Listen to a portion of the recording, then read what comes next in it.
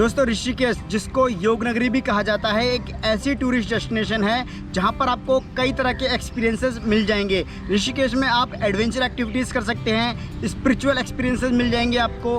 आप ऋषिकेश में योगा कर सकते हैं, योगा सीख सकते हैं, मेडिटेशन सीख सकते हैं। तो दोस्तों ये सारे एक्सपीरियंसेस आपको ऋषिकेश में मिल जाएंगे। नमस्कार दोस्तों, मैं हूं चेतन साहू और ईफ ट्रिप्स पर आपका स्वागत है। दोस्तों आज की इस वीडियो में मैं आपको ऋषिकेश टूर के बारे में जानकारी देने वाला हूं कि यदि आप ऋषिकेश का टूर प्लान कर रहे हैं तो ऋषिकेश कब जाएं, ऋषिकेश कैसे जाएं, कहां रुकें, कहां कहां घूमें, क्या क्या करें, कैसे करें, ऋषिकेश पूरा कैसे घूम सकते हैं, आप ऋषिकेश में क्या क्या खा सकते हैं, आपका कितना खर्चा आएगा, कितने दिनों के लिए आपको ऋषिकेश टूर पर जाना चाहिए। दोस्तों ये सारी जानकारी A to Z जानकारी आपको इस वीडियो में मिलने वाली है, तो इस वीडियो को एंड तक जरूर देखें और इस वीडियो को लाइक और चैनल को सब्सक्राइब कर लें। ऋषिकेश जाने का जो बेस्ट टाइम है वो फरवरी से लेकर अप्रैल तक का है, क्योंकि इस समय आपको ना तो बहुत ज़्यादा सर्दी मिलेगी, ना ही बहुत ज़्यादा गर्मी मिलेगी और आप बड़ी आसानी से पूरे ऋषिकेश को एक्सप्लोर कर पाएंगे, कैंपिंग राफ्टिंग का एक्सपीरियंस ले पाएंगे।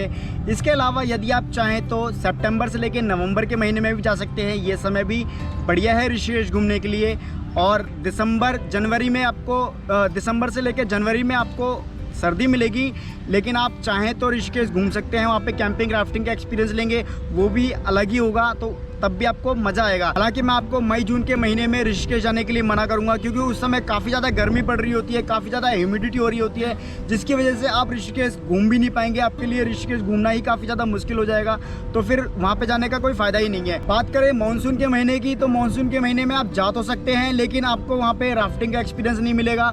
आप राफ्टिंग वहाँ पर नहीं कर पाएंगे, क्योंकि मानसून में काफ़ी ज़्यादा बारिश होने की वजह से गंगा जी में काफ़ी ज़्यादा पानी का लेवल बढ़ जाता है, तो वहाँ पर राफ्टिंग बंद हो जाती है। तो जैसे भी आप एक्सपीरियंसेस लेना चाहते हैं ऋषिकेश में, आप राफ्टिंग करना चाहते हैं, कैंपिंग करना चाहते हैं या सिर्फ घूमना चाहते हैं, तो इन सभी चीज़ों को ध्यान में रख के ही आप ऋषिकेश का टूर प्लान करें कि आप कब ऋषिकेश जा रहे हैं। ऋषिकेश हरिद्वार से लगभग 30 किलोमीटर की दूरी पर है, और यदि आप बाय ट्रेन ऋषिकेश पहुंचना चाहते हैं तो आपके पास दो तरीके हैं। या तो आप हरिद्वार के रेलवे स्टेशन तक आ जाइए, या तो आप ऋषिकेश में जो नया रेलवे स्टेशन बना है योग नगरी ऋषिकेश का, वहाँ पर आ जाइए। यदि आप हरिद्वार रेलवे स्टेशन आते हैं तो हरिद्वार रेलवे स्टेशन के जस्ट बाहर आपको हरिद्वार का बस स्टैंड मिल जाएगा, और हरिद्वार के बस स्टैंड से ही आपको बस, टैक्सी और ऑटो वगैरह मिल जाएंगे ऋषिकेश तक के लिए। यदि आप बस से ऋषिकेश जाते हैं हरिद्वार से, तो आपको लगभग 50 से 55 रुपये की टिकट लगेगी, और ऑटो से जाते हैं तो ऑटो वाले आपसे लगभग 60 रुपये 65 रुपये चार्ज करेंगे और वो आपको ऋषिकेश तक छोड़ देंगे।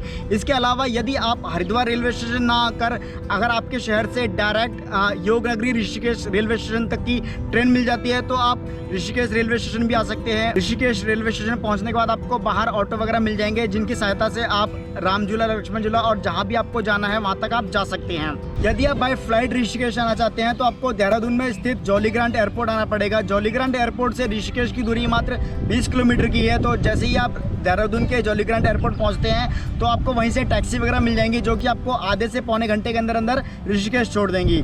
इसके अलावा यदि आप प्राइवेट व्हीकल या बस से भी आते हैं तो भी आपको इजीली कनेक्टिविटी मिल जाएगी, और प्राइवेट व्हीकल के लिए आपको ऋषिकेश में काफ़ी सही पार्किंग स्पेस वगैरह मिल जाएगा। और यदि आप चारधाम यात्रा करना चाहते हैं तो आपकी जो चारधाम यात्रा है वो भी ऋषिकेश से ही स्टार्ट होगी, क्योंकि ऋषिकेश जो है वो स्टार्टिंग पॉइंट है चारधाम यात्रा का, और ऋषिकेश से ही आपको चारधाम यात्रा के लिए यमुनोत्री, गंगोत्री, केदारनाथ, बद्रीनाथ के लिए बसेस वगैरह मिल जाएंगी। यदि आप ऋषिकेश में बजट स्टे करना चाहते हैं तो बजट स्टे के लिए बेस्ट है कि आप हॉस्टल में रुकें। ऋषिकेश के तपोवन एरिया में काफ़ी सारे ऐसे हॉस्टल्स हैं जहां पर आपको 250 रुपये से लेकर 350 रुपये तक में एक डॉर्मेट्री बेड मिल जाएगा, जो कि बेहद कंफर्टेबल होगा, और वहां पर आप स्टे कर सकते हैं और अपने ऋषिकेश टूर को कंप्लीट कर सकते हैं। ऋषिकेश का जो पहला हॉस्टल है वो है हॉबिट हाउस हॉस्टल, जो कि तपोवन में पड़ता है और लक्ष्मण झूला से लगभग 2 किलोमीटर की दूरी पर है। यहाँ पर आपको 250 रुपये में एक डॉर्मेट्री बेड मिल जाएगा, और जो कंबाइंड वॉशरूम होता है वो मिल जाएगा। तो यहाँ पर आपका जो स्टे है वो एकदम कंफर्टेबल रहेगा। दूसरा जो हॉस्टल है वो है शिव शक्ति हॉस्टल। यहाँ पर आपको लगभग 300 रुपये में एक डॉर्मेट्री बेड मिलेगा, और यह हॉस्टल लक्ष्मण झूला से लगभग 350 मीटर की दूरी पर है। तो यदि आप शिव शक्ति हॉस्टल में स्टे करते हैं तो आपको लक्ष्मण झूला तक आने के लिए बहुत ज़्यादा वॉक नहीं करना पड़ेगा। 300-350 मीटर की दूरी पर यह हॉस्टल आपको वहाँ पे मिल जाएगा। जो तीसरा हॉस्टल है वो है इंडियन कल्चर हॉस्टल। यहाँ पर आपको 350 रुपये में एक डॉर्मेट्री बेड मिलेगा, और यह हॉस्टल लक्ष्मण झूला के पास में ही है, लगभग 400 मीटर की दूरी पर। तो यह हॉस्टल भी आपके लिए बढ़िया रहेगा, आप लक्ष्मण झूला के पास में ही रहेगा और 400 मीटर की दूरी है। तो यदि आप इस हॉस्टल में रुकते हैं तो जो नियर बाय प्लेसेस हैं वो आप इजीली कवर कर पाएंगे। जो चौथा हॉस्टल है वो है हॉस्टल कोजी बेड्स, जहाँ पर आपको 350 रुपये में एक डॉर्मेट्री बेड मिलेगा। और यह हॉस्टल तपोवन एरिया में पड़ता है। लक्ष्मण झूला से लगभग 1 किलोमीटर की दूरी पर यह हॉस्टल आपको मिल जाएगा।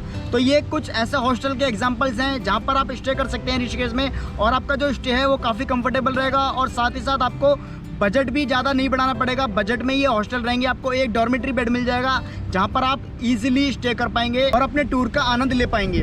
हॉस्टल मिल जाने के बाद अब बात आती है कि ऋषिकेश में कहाँ घूम सकते हैं। तो यदि आप लक्ष्मण झूला के पास में हॉस्टल ले रहे हैं तो ऑब्वियसली सबसे पहले आपको लक्ष्मण झूला घूमने जाना चाहिए। लक्ष्मण झूला ऋषिकेश बस स्टैंड से लगभग 4 किलोमीटर की दूरी पर है और ये बेसिकली एक सस्पेंशन ब्रिज है जो कि उत्तराखंड के टिहरी गढ़वाल और पौड़ी गढ़वाल डिस्ट्रिक्ट को जोड़ता है। त्रेता युग में इसी जगह पर जूट की रस्सियों से एक पुल बना हुआ था जिसकी सहायता से लक्ष्मण जी ने गंगा जी को पार किया था, जिस वजह से इस जगह को लक्ष्मण झूला के नाम से जान लगा। और यह लक्ष्मण झूला लिटरली एक झूले की तरह है। यदि आप लक्ष्मण झूला के ऊपर जब जाएंगे तो आपको फील होगा कि ये जो ब्रिज है ये हिल रहा है और आपको झूला झूला रहा है, तो इसीलिए इसको लक्ष्मण झूला कहा जाता है। लक्ष्मण झूला से जैसे ही आप 150 मीटर आगे बढ़ेंगे तो आपको त्र्यंबकेश्वर महादेव मंदिर मिल जाएगा, जिसको 13 मंजिल मंदिर भी कहा जाता है। यह मंदिर लिटरली 13 मंजिलों से बना हुआ है और हर मंजिल पर हिंदू देवी देवताओं के मंदिर बने हुए हैं। 12वीं शताब्दी में इस मंदिर को आदि गुरु शंकराचार्य जी ने बनवाया था। त्र्यंबकेश्वर महादेव मंदिर में जैसे ही आप एक एक मंजिल करके ऊपर चढ़ते जाएंगे तो आपको जो दृश्य दिखेगा ऋषिकेश का, गंगा जी का जो व्यू दिखेगा वो काफी प्यारा लगेगा। और जैसे ही आप टॉप फ्लोर पर पहुंचेंगे तो आपको ऋषिकेश के दूर दूर के दृश्य देखने को मिलेंगे, दूर दूर तक के आप व्यूज देख पाएंगे, जो कि आपको काफी ज्यादा अच्छा लगेगा और आप काफी इंजॉय करेंगे उस चीज को। लक्ष्मण झूला से 2 किलोमीटर की दूरी पर राम झूला है, आप राम झूला घूमने जा सकते हैं। राम झूला और लक्ष्मण झूला दोनों ही ऋषिकेश की मोस्ट पॉपुलर टूरिस्ट प्लेसेस हैं और राम झूला के पास में स्वर्ग आश्रम पड़ता है, फिर आप स्वर्ग आश्रम घूम सकते हैं। स्वर्ग आश्रम से 100-150 मीटर की दूरी पर आपको परमार्थ निकेतन आश्रम मिलेगा। यदि आप राम झूला की साइड से परमार्थ निकेतन आश्रम जा रहे हैं तो जैसे ही आप परमार्थ निकेतन आश्रम पहुंचेंगे तो आपको राइट साइड में गंगा जी मिलेंगी और लेफ्ट साइड में आपको परमार्थ निकेतन आश्रम मिल जाएगा। राइट साइड में गंगा जी के पास में ही आपको शिव जी की काफ़ी बड़ी स्टैचू मिल जाएगी देखने को। शिव जी की काफ़ी बड़ी मूर्ति है वहाँ पे आपको देखने को मिल जाएगी, जिसके आप दर्शन कर सकते हैं। और जैसे ही आप उस कैंपस में एंटर करेंगे तो एंटर करने के साथ ही आपको राइट साइड में हनुमान जी का काफ़ी बड़ा आर्ट मिल जाएगा, काफ़ी बड़ी मूर्ति है वहाँ पे आप विजिट कर सकते हैं, वो उस मूर्ति के दर्शन कर सकते हैं, जो कि आपको काफ़ी ज़्यादा अच्छा लगेगा वहाँ पे घूमने में। और फिर आगे बढ़ेंगे तो आपको सीढ़ियाँ मिलेंगी, सीढ़ियों पे आप नीचे चढ़ जाएंगे तो वहाँ पे एक हवन कुंड होगा, वहाँ पे हवन होता है और सामने ही आपको शिव जी की मूर्ति मिलेगी, जहाँ पर आपको काफ़ी बढ़िया एक्सपीरियंस मिलने वाला है।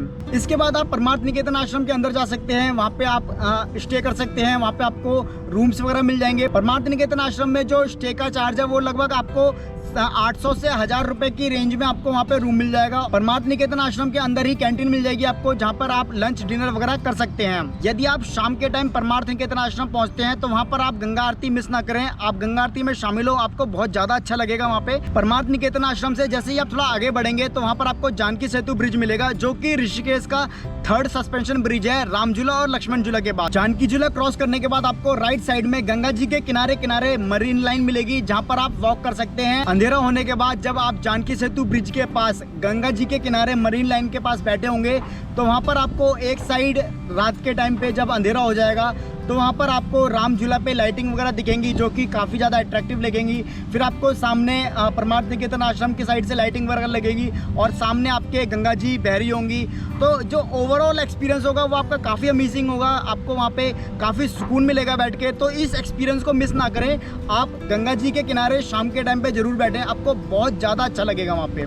डे 1 में जब आप राम झूला, लक्ष्मण झूला, जानकी झूला, परमार्थ निकेतन आश्रम वगैरह घूम लेंगे तो डे 2 में आप नीलकंठ महादेव मंदिर जा सकते हैं, जो कि ऋषिकेश बस स्टैंड से लगभग 30 किलोमीटर की दूरी पर है। सनातन धर्म में नीलकंठ महादेव मंदिर की काफ़ी मान्यता है और आज जिस जगह पर यह मंदिर बना हुआ है उसी पवित्र जगह पर समुद्र मंथन के दौरान जो विष निकला था उस विष को भगवान शिव ने पिया था, जिस वजह से जो उनका कंठ है, जो उनका गला है वो नीला पड़ गया था और इसी वजह से इस मंदिर को नीलकंठ महादेव मंदिर के नाम से जाना जाता है। कांवड़ यात्रा के समय कांवड़िये ऋषिकेश और हरिद्वार से जल भरने के बाद नीलकंठ महादेव मंदिर जाते हैं और शिव जी पर जल अभिषेक करते हैं। सकते हैं। नीलकंठ महादेव मंदिर जाने के लिए आप ऋषिकेश से बाइक या स्कूटी रेंट पर ले सकते हैं और आप चाहें तो टैक्सी वगैरह से भी मंदिर तक पहुंच सकते हैं, जो कि ऋषिकेश से लगभग 30 किलोमीटर की दूरी पर है। इसके बाद आप डे 3 में नीरगढ़ वाटरफॉल जा सकते हैं, जो कि ऋषिकेश बस स्टैंड से लगभग 8 किलोमीटर की दूरी पर है। तो यदि आप स्कूटी या बाइक रेंट पर लेते हैं तो आप इजीली नीरगढ़ वाटरफॉल पहुंच सकते हैं, जहां पर आप अपनी फैमिली के साथ या अगर आप अकेले जा रहे हैं तो भी आप काफ़ी इंजॉय करेंगे, क्योंकि यह जो वाटरफॉल है काफ़ी प्यारा है और वहां पर आप काफ़ी ज़्यादा रिलैक्स महसूस करेंगे। नीरगढ़ वाटरफॉल तक पहुंचने के लिए आपको 10-15 मिनट की ट्रैकिंग भी करनी पड़ेगी, लेकिन उसके बाद जो आपको एक्सपीरियंस मिलेगा, जो आपका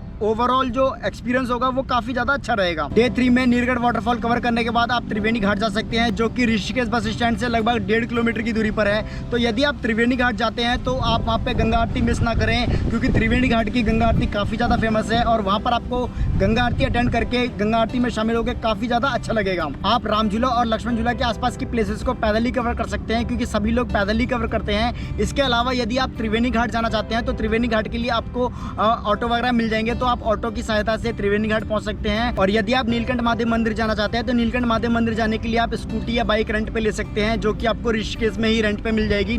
मैं डिस्क्रिप्शन में कुछ नंबर वगैरह डाल दूंगा, जिस पे कांटेक्ट करके आप ऋषिकेश में बाइक रेंट कर सकते हैं या स्कूटी वगैरह रेंट कर सकते हैं। अब जान लेते हैं कि यदि आप 2 दिन 3 दिन 4 दिन के टूर पर ऋषिकेश आ रहे हैं तो आप ऋषिकेश में क्या क्या कर सकते हैं। तो दोस्तों, जैसा कि मैंने आपको पहले भी बताया कि ऋषिकेश में आपको काफ़ी तरह के एक्सपीरियंसेस मिल जाएंगे। यहाँ पर आप योगा और मेडिटेशन का एक्सपीरियंस ले सकते हैं। यदि आप एडवेंचर फ्रीक हैं तो आप एडवेंचर एक्सपीरियंस ले सकते हैं। यहाँ पर आपको स्पिरिचुअल एक्सपीरियंस मिल जाएगा। तो सभी एक्सपीरियंसेस, काफ़ी तरह के एक्सपीरियंसेस आपको यहाँ पर मिल जाएंगे। यदि आपको योगा और मेडिटेशन पसंद है तो यहाँ पर आपको काफ़ी सारे योगा सेंटर्स मिल जाएंगे, जहाँ पर आप योगा एंड मेडिटेशन सीख सकते हैं। यदि आप एडवेंचर फ्रीक हैं तो यहाँ पर आप एडवेंचर एक्सपीरियंस लेने के लिए camping, rafting, Cliff jumping, bungee jumping etcetera कर सकते हैं, जिसकी डिटेल्स मैं आपको डिस्क्रिप्शन में दे दूंगा। स्पिरिचुअल एक्सपीरियंस लेने के लिए आप परमार्थ निकेतन आश्रम में गंगा आरती अटेंड कर सकते हैं। इसके अलावा आप जानकी सेतु ब्रिज के पास में गंगा जी के किनारे बैठ के रिलैक्स कर सकते हैं, चिल कर सकते हैं। आपको वहाँ पे काफ़ी सुकून मिलेगा। और इसके अलावा आप फेमस चोटी वाला रेस्टोरेंट में ब्रेकफास्ट, लंच और डिनर एक्सेट्रा ट्राई कर सकते हैं। और अब हम इस वीडियो के सबसे इंपॉर्टेंट टॉपिक के बारे में जान लेते हैं कि यदि आप ऋषिकेश टूर पर जा रहे हैं तो आपका कुल कितना खर्चा आ जाएगा। दोस्तों, यदि आप 3 दिन 2 रातों के ऋषिकेश टूर पर जाते हैं और कैंपिंग, राफ्टिंग नहीं करते हैं तो आपका लगभग 2500 से 3000 रुपये का खर्चा आ जाएगा, जिसमें आपको लगभग 700 रुपये 2 नाइट स्टे में खर्च करने पड़ेंगे। हॉस्टल में 900 रुपये आपके 3 दिन में खर्च हो जाएंगे खाने पीने में, और 1000 रुपये आपके स्कूटी या बाइक के लग जाएंगे, जो आप नीलकंठ महादेव मंदिर जाने के लिए रेंट पर लेंगे। तो 3 डेज 2 नाइट के ऋषिकेश टूर में यदि आप कैंपिंग और राफ्टिंग नहीं करते हैं तो आपके 2500 से 3000 रुपये पर पर्सन खर्च हो जाएंगे, और यदि आप कैंपिंग और राफ्टिंग करते हैं तो आपके 4000 रुपये पर पर्सन खर्च हो जाएंगे। यदि आप कैंपिंग और राफ्टिंग नहीं करते हैं तो आप डे 1 में राम झूला, लक्ष्मण झूला, त्र्यंबकेश्वर महादेव मंदिर, परमार्थ निकेतन आश्रम और जानकी सेतु, ये सारी प्लेसेस आप डे 1 में कवर कर सकते हैं। डे 2 में आप नीलकंठ महादेव मंदिर जा सकते हैं और डे 3 में आप नीरगढ़ वाटरफॉल और त्रिवेणी घाट कवर कर सकते हैं। यदि आप कैंपिंग एंड राफ्टिंग करना चाहते हैं तो आप डे 1 की सारी प्लेसेस कवर करने के बाद डे 2 में आप नीलकंठ महादेव मंदिर जा सकते हैं। आप कोशिश करें कि नीलकंठ महादेव मंदिर जल्दी पहुंचें और दर्शन करके आप जल्दी वापस आ जाएं, और फिर आप डे 2 में ही राफ्टिंग कर सकते हैं। और राफ्टिंग करने के बाद आप डे 2 में ही शाम तक कैंपिंग के लिए निकल सकते हैं। नाइट में आप कैंपिंग कर लेंगे और डे 3 में भी आपकी कैंपिंग चलेगी। इसके अलावा यदि आप बंजी जंपिंग भी करना चाहते हैं तो आपका जो टोटल खर्चा है वो बढ़ जाएगा। तो बंजी जंपिंग की डिटेल्स भी मैं आपको डिस्क्रिप्शन में दे दूंगा। तो इस तरह आप अपना 3 से 4 दिनों का ऋषिकेश टूर प्लान कर सकते हैं। तो दोस्तों, मैं आशा करता हूँ आपको ये पूरी जानकारी पसंद आई होगी। यदि आपको ये वीडियो अच्छी लगी है तो इस वीडियो को लाइक कर दें और चैनल को सब्सक्राइब कर लें। तो मिलते हैं अगली वीडियो में, तब तक के लिए गुड बाय, टेक केयर।